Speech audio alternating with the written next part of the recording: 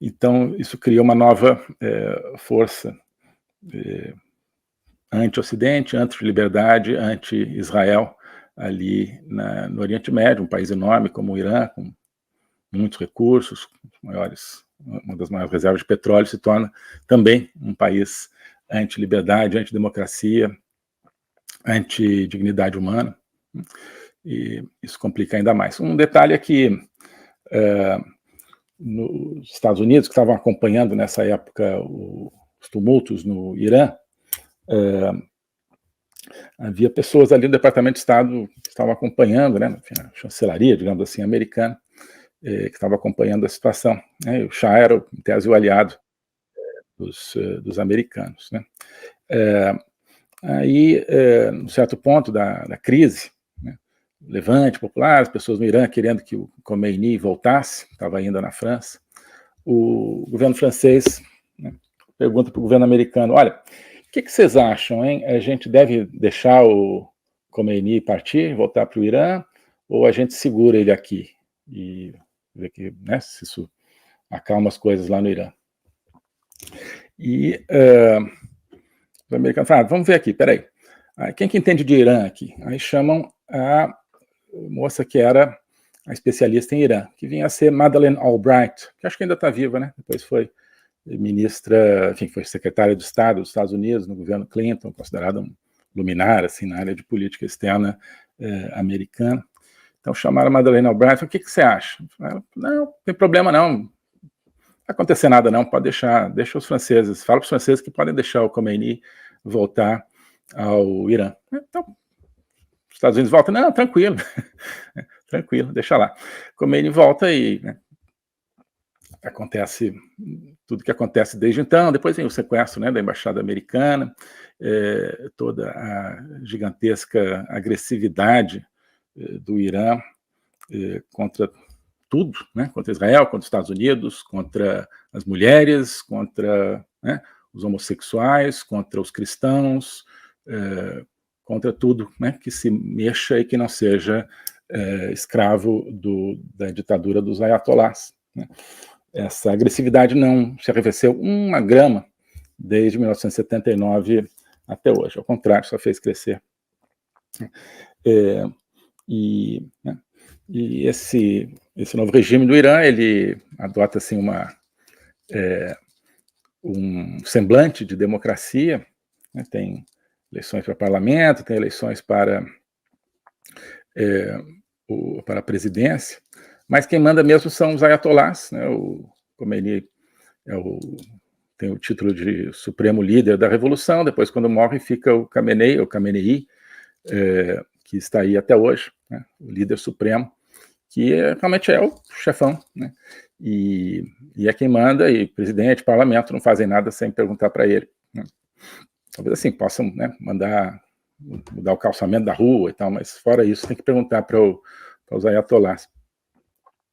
Inclusive, é uma democracia assim, se você quiser concorrer para deputado ou para presidente, né, você tem que submeter seu nome lá ao colégio dos ayatolás, né, que é uma espécie de TSE, portanto, nesse caso, né, e os ayatolás vão dizer se você pode ou não concorrer, né. Então, digamos assim que tem a pouca chance, se eles olharem sua ficha e virem que você é uma pessoa que critica o regime, que tem ideias de acabar com a opressão e ter uma verdadeira democracia, então não vai concorrer, né. Então, é o chamado Velayat Faqih.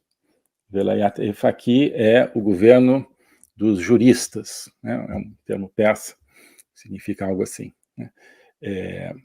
Eles são esses, que é tomado de uma tradição teológica islâmica, persa, anterior, iraniana.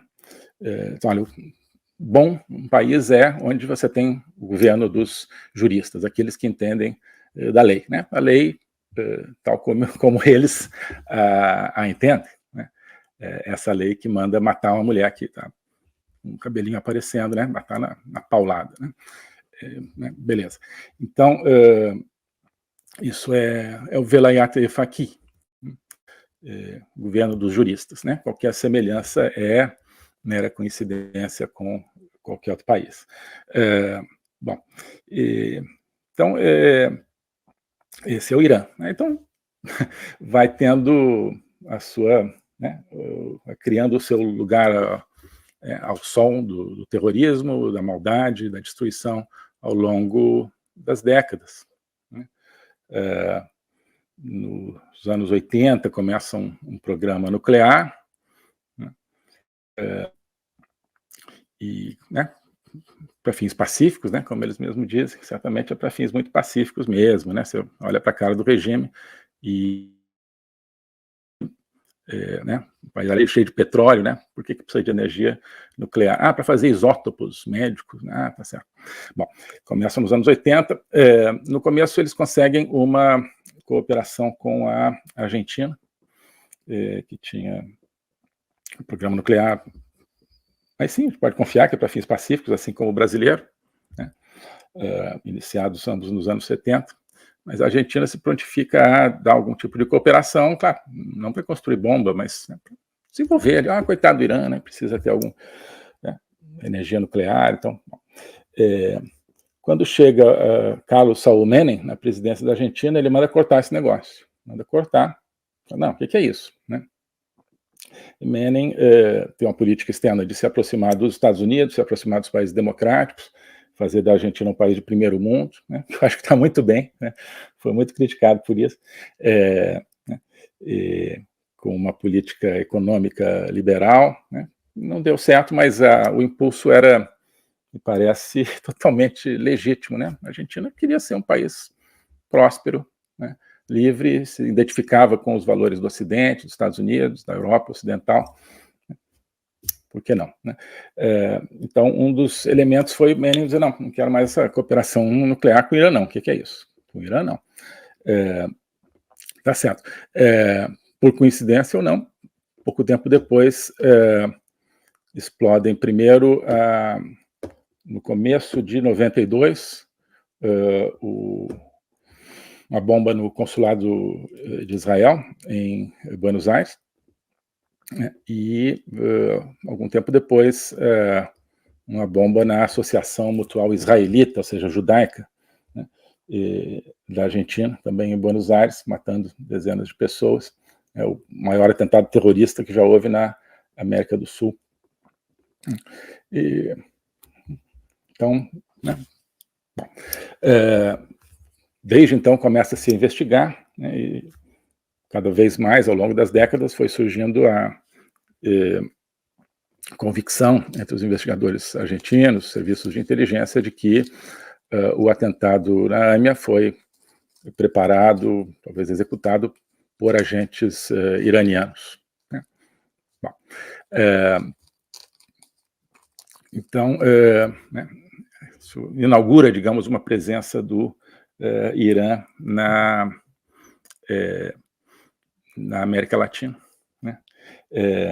Enquanto isso, o Irã estava desenvolvendo aí terrorismo no Líbano, na Síria, né, no Iêmen, pouco depois, e cada vez mais colocando pressão contra, não só contra Israel, mas contra os países árabes, principalmente os países do Golfo, Arábia Saudita,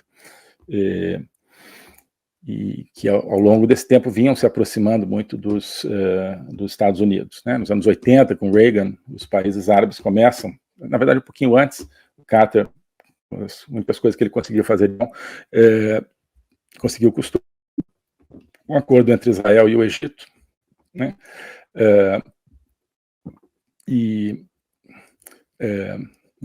E depois Reagan consegue aprofundar a relação dos Estados Unidos com todo o mundo árabe, né?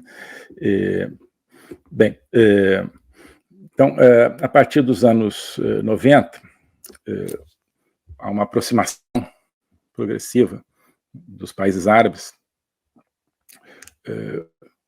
em relação aos Estados Unidos, ao Ocidente democrático, e um afastamento desses países em relação ao Irã, certo?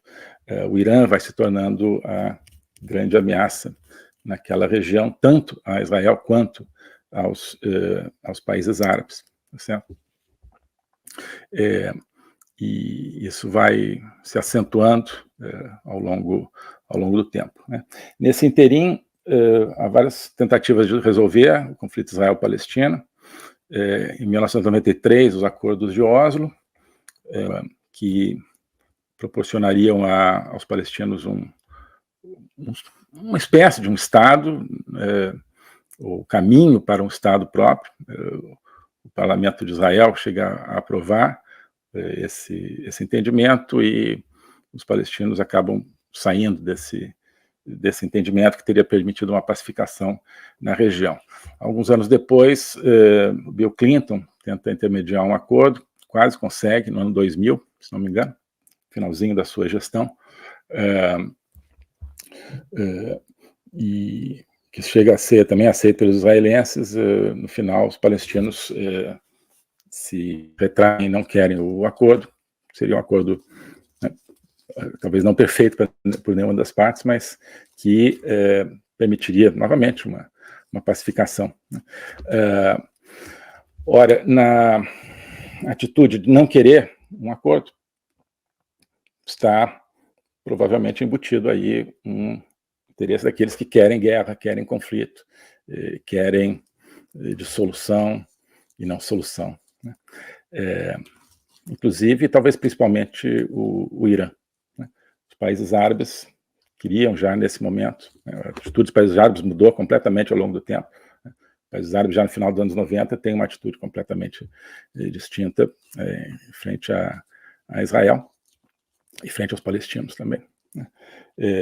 Eles começam a ver que, olha, essas lideranças palestinas que só querem saber de terrorismo, de guerra, terrorismo, guerra, não estão ajudando nada, estão nos atrapalhando, né? Os países árabes, né, começam a ver que essa obsessão da liderança, não do povo, né, mas da liderança palestina, só os atrapalha também. Então eles ajudam a criar o que poderia ser um clima de paz naquele momento. Os palestinos aqui influenciando, com mais influências, né, com más influências, acabam não aceitando, né, Arafat e aquele pessoal. Né, esse talvez tivesse sido o momento, né, de conseguir uma paz sob liderança americana, no momento onde, né, um pequeno intervalo, né, do mundo onde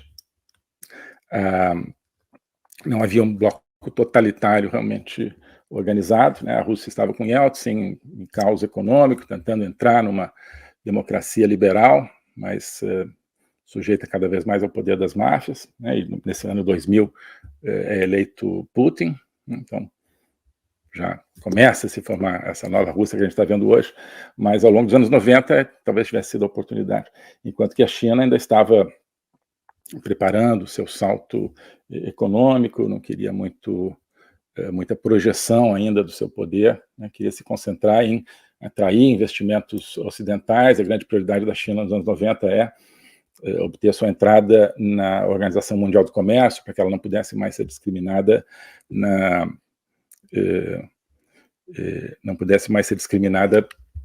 no comércio. Isso foi muito útil para a China. Conseguiram no ano 2000 a entrada na OMC, né?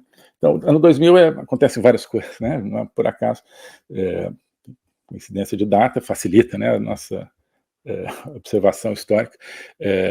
Você tem o começo da projeção de poder de uma Rússia neo-soviética com Putin, e de uma China que agora conseguiu a consolidação da sua posição comercial e econômica e vai partir para uma projeção geoestratégica. Então, mas só com base, eu acho que no apoio do Irã e de algumas outras vertentes, os palestinos conseguem, digamos, o pretexto para não assinar aquele acordo. E aí, desde então, foi tudo ladeira abaixo, em termos de desconstrução de qualquer possibilidade de paz. Porque